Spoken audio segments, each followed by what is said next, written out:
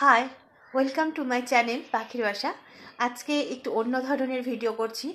আমার প্রিয় ছাত্রছাত্রীরা যারা মাধ্যমিক পরীক্ষা দিয়েছো তাদের জন্য একটা ভিডিওতে বলেছিলাম যে তোমাদের আনসারটা আমি করে দিব। হ্যাঁ, মানে অবজেক্টিভ সমেত আনসারগুলো আমি মোটামুটি বলে দিব। আর যে আনসারটা আমি তোমাদেরকে বলবো সেটা কিন্তু 100% একদম ট্রাস্ট করতে পারো যে 100% রাইট। তো তোমরা এটা দেখে নাও, আনসারটা দেখে নাও আর মিলিয়ে নাও তোমাদের স্কোরটা কত হতে পারে। তো যাই হোক, আবার বলছি বেস্ট অফ লাক, সবার জন্য অনেক শুভকামনা রইল। অবশ্যই তোমাদের স্কোর খুব ভালো হবে, রেজাল্টও খুব ভালো হবে। তো দেখো, আমি উত্তরগুলো তোমাদেরকে বলে দিচ্ছি। 2024-এর হিস্ট্রি কোশ্চেন অর্থাৎ মাধ্যমিক কোশ্চেন এর আর কি উত্তরগুলো আমি বলে দিচ্ছি ঝটারফট। দেখো, উপেন্দ্রনাথ ব্রহ্মচারী যুক্ত ছিলেন কিসের সাথে? বিজ্ঞান, প্রযুক্তি ও চিকিৎসাবিদ্যার ইতিহাসে। দ্বিতীয় কোশ্চেন, নদিয়া কাহিনী প্রবন্ধটি রচনা করেন কে? করেন কুমুদনাথ মল্লিক। থার্ড প্রশ্ন হচ্ছে, কাউন্সিল অফ এডুকেশন গঠিত হয় কত সালে? 1842 সালে। তাহলে দেখো উত্তরগুলো কিন্তু তোমরা মিলিয়ে নাও। নেক্সট কোশ্চেন হচ্ছে, গৌরমোহন বিদ্যালঙ্কার রচিত শ্রী শিক্ষা বিধায়ক পুস্তিকাটি প্রকাশিত হয় কত সালে? 1822 সালে। কলকাতা বিশ্ববিদ্যালয়ের প্রথম ভারতীয় উপাচার্য কে ছিলেন? স্যার গুরুদাস বন্দ্যোপাধ্যায়। আচ্ছা, ঔপনিবেশিক অরণ্য আইনের বিরুদ্ধে সংগঠিত আদিবাসী বিদ্রোহ কোনটি? রম্পা বিদ্রোহ।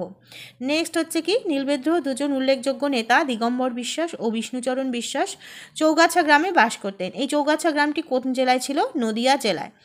নেক্সট হচ্ছে, ব্রিটিশ পার্লামেন্ট উন্নততর ভারত শাসন আইন পাশ করেছিলেন কত সালে? 2 আগস্ট 1858, অর্থাৎ 1858 সালে 2 আগস্ট। ভারতের প্রথম রাজনৈতিক প্রতিষ্ঠান কোনটি? বঙ্গভাষা প্রকাশিকা সভা। নবগোপাল মিত্র ছিলেন হিন্দু মেলার সহ সম্পাদক।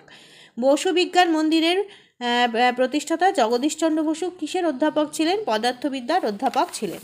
তো বুঝে গেছো এই আর কি কোয়েশ্চেনগুলো, আনসারগুলো।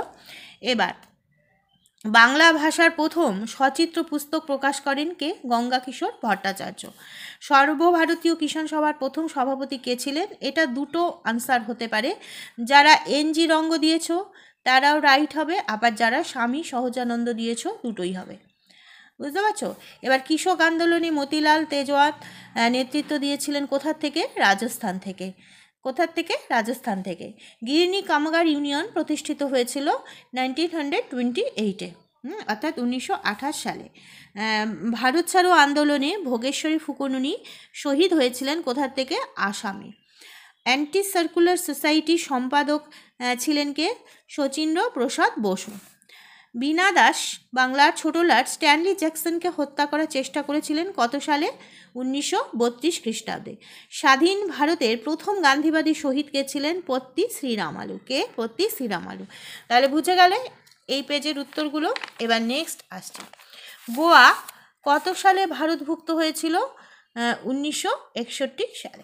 হয়ে গেল এটা। এবার হচ্ছে একটি করে প্রশ্ন নিয়ে 16টি কোশ্চেনের উত্তর দিতে হবে। টোটাল মার্কস রয়েছে এখানে কত? অর্থাৎ 16 রয়েছে। তাহলে এখানে একটি বাক্যে উত্তর দাও। যেমন কোন দিনটি আন্তর্জাতিক পরিবেশ দিবস রূপে উদযাপন হয় আর কি? আমরা সবাই জানি সেটা 5 জুন। আচ্ছা, সরকারি নথিপত্র কোথায় সংরক্ষিত হয়? মহাফেজখানায়। এখানে একটু আমি বলে রাখি, যারা ধরো মহাফেজখানার পাশাপাশি অন্য কিছু লিখেছো, যেমন লেখাগার লিখেছো, তারপরে তোমরা লিখেছো হচ্ছে আর্কাইভস, তারাও কিন্তু নাম্বারটা পাবে। বুঝতে পারছো? তারাও নাম্বার পাবে। তাহলে কোন বছর নারী সত্যাগ্রহ সমিতি প্রতিষ্ঠিত হয়? 1930।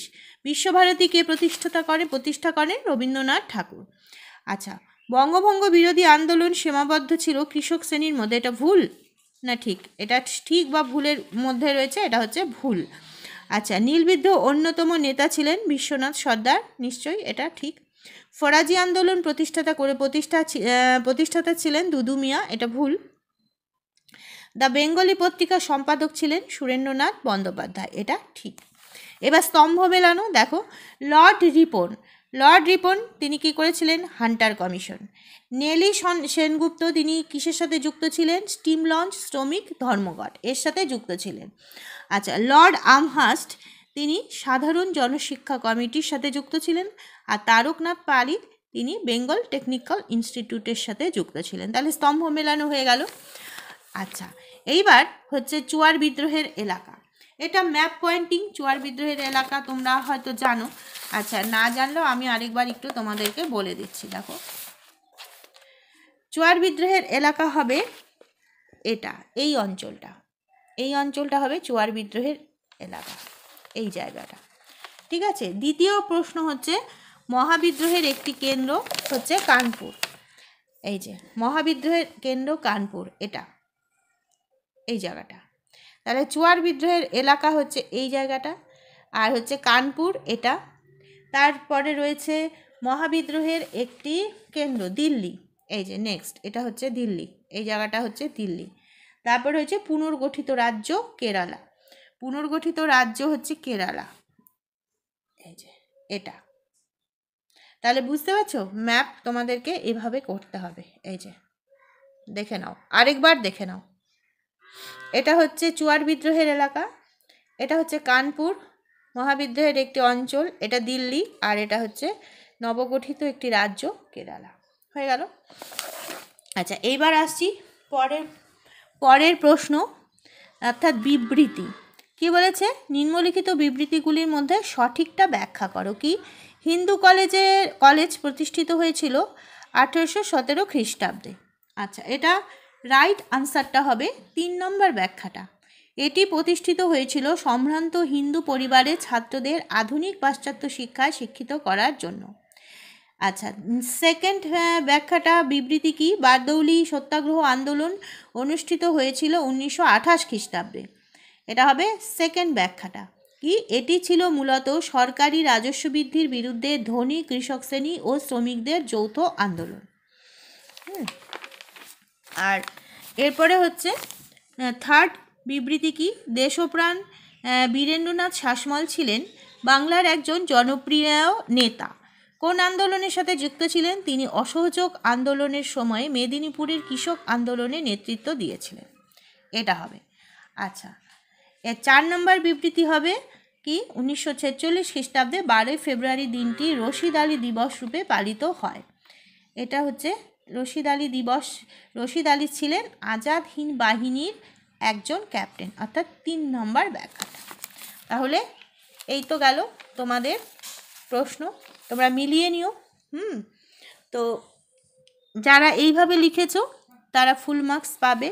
এখানে রয়েছে 20 আর এখানে রয়েছে 16 আর 20 অর্থাৎ 36। এই 36 এইভাবে যদি তোমরা করো, তোমরা 36-এর মধ্যে 36ই পাবে। আর এগুলো আমি আলোচনা করলাম না, এগুলো তো জানোই। পরিবেশের ইতিহাস বলতে কি বোঝো, যেমন লিখবে তেমন এর উত্তর আর কি নাম্বারটা তেমন পাবে। টু দ্য পয়েন্ট লিখলে সেরকমই তোমরা নাম্বারটা পাবে। তা আমি উত্তরগুলো তোমাদের সাথে শেয়ার করলাম, তো তোমরা উত্তরগুলো মিলিয়ে নিও, দেখতে পারবে যে কতটা তোমরা করলে। তো যারা সঠিক করেছো তারা 36-এর মধ্যে 36ই পাবে। আর 1-2 নাম্বার কম পেলে খুব একটা চিন্তার কারণ নেই। আর অনেকে হয়তো ভাবো যে ইতিহাস মানে অনেক বেশি লিখতে হয়, তা না, টু দ্য পয়েন্ট অ্যান্সার করতে হবে, তাহলে কিন্তু ফুল মার্কস পাওয়া যাবে। ফুল মার্কস ইতিহাসে অনেকেই পায়, অসুবিধে নেই। তো যারা মাধ্যমিক পরীক্ষা সামনের বার দেবে তাদের কাছেও আমার এই ভিডিও যাতে পৌঁছে যায় সেজন্য অনেক বেশি করে তোমরা শেয়ার করো।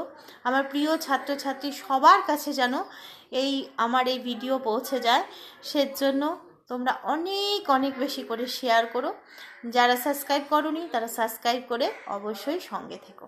টাটা।